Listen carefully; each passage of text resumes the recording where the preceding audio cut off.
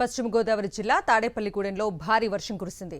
తెల్లవారుజాము నుంచి మేఘావృతమైన వాతావరణం, కారు మబ్బులు కమ్మి ఉదయం నుంచి ఎడతెరిపి లేకుండా మధ్యాహ్నం వరకు వర్షం పడింది.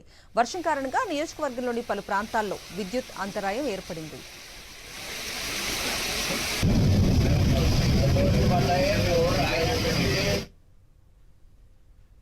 పశ్చిమ గోదావరి జిల్లా భీమవరంలో ఈదురుగాలులతో కూడిన భారీ వర్షం కురిసింది. నియోజకవర్గ పరిధిలో చాలా చోట్ల వరి కోతలు పూర్తయి ధాన్యం కల్లాల మీద ఉంది. అకస్మాత్తుగా భారీ వర్షం కురవడంతో వరి రైతులు తీవ్రంగా నష్టపోయారు.